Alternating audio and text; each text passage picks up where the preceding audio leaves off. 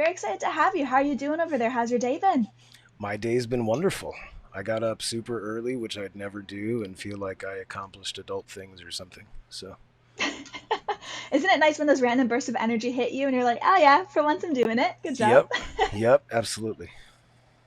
Well, before diving into some of the exciting things on the horizon, it really just seemed like both yourself and Mocha have been enjoying a lot of reading lately. So, what would you say is the best thing you've read over the last couple of months?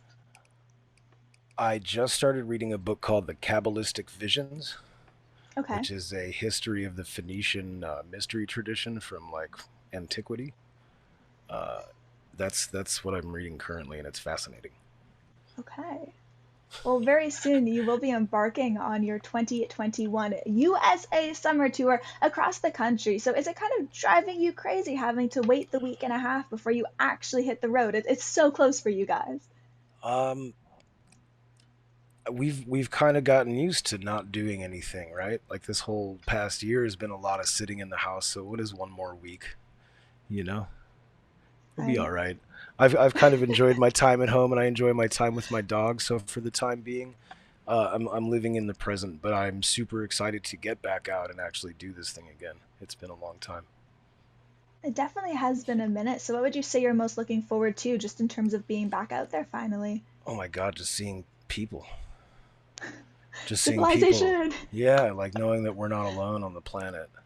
Yeah.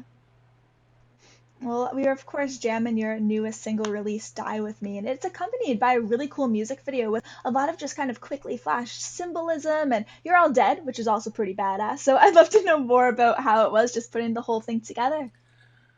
I mean, yeah. So going with the whole, the title "Die with Me," we have this whole bloody artwork thing that goes on, like we got beaten up or killed. I'm pretty sure that's a bullet hole in my forehead. Actually, on screen, on the thumbnail. So that was a cool thing that was just kind of tied in, and it was fun to do the makeup or whatever. And um, the symbolism, though, the song is layered with a bunch of different meanings, and there's some really surface level meanings to this song, and there's some deeper, more spiritual meanings to it. So it's kind of inviting the listener to come along on the death and resurrection of the soul.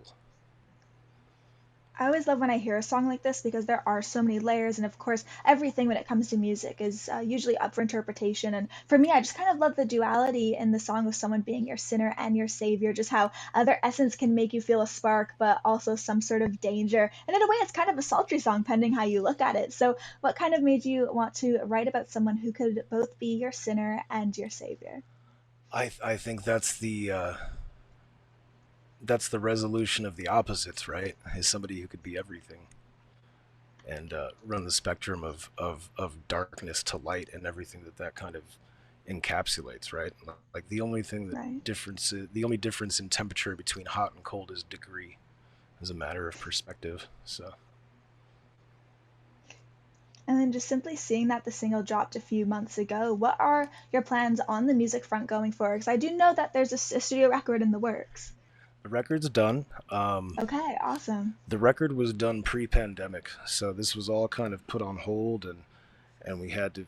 Speaking of being patient, right? Like we had to wait another year to release the record. Now even over a year since we wanted to. Um, that being said, though, we're here. We've got 3 songs out. Um, I'm sure we're gonna do more videos for a couple more Awesome. in the coming months, but we'll be on tour from July till August, and then I think we're going back out in October. So we'll have some time in between to figure out and schedule all that stuff. That's fantastic. There's so much on the horizon to be excited about. So Yeah, man. before before you kind of do embark on this next journey of the band, just finally being out there again and hitting the road. I know we of course covered just chilling at home and reading, but what would you say has been one of your favorite pastimes, or perhaps something that you actually picked up during this pandemic in terms of hobbies and just relaxing?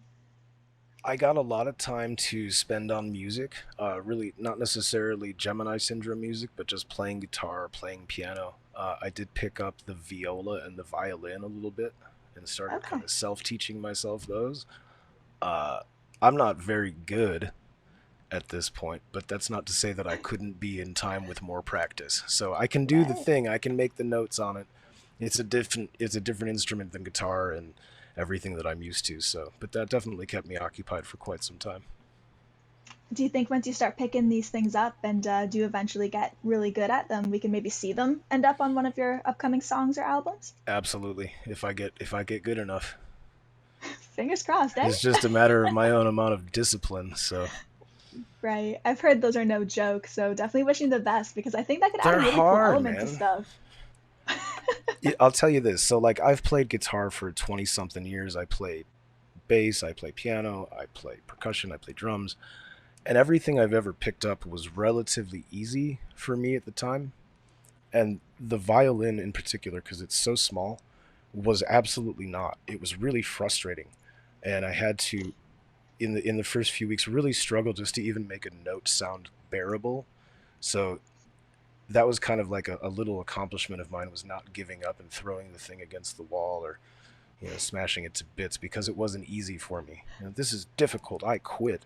So that's what I wanted to do, but I didn't. Oh, right. Well, glad that you kept it in there because, like I said, I think that would be a really interesting element going forward on track. So, best of luck with that. And I want Yeah, to say thank you so much to Aaron for taking the time and just joining me on the show today. It's been great being able to chat with you.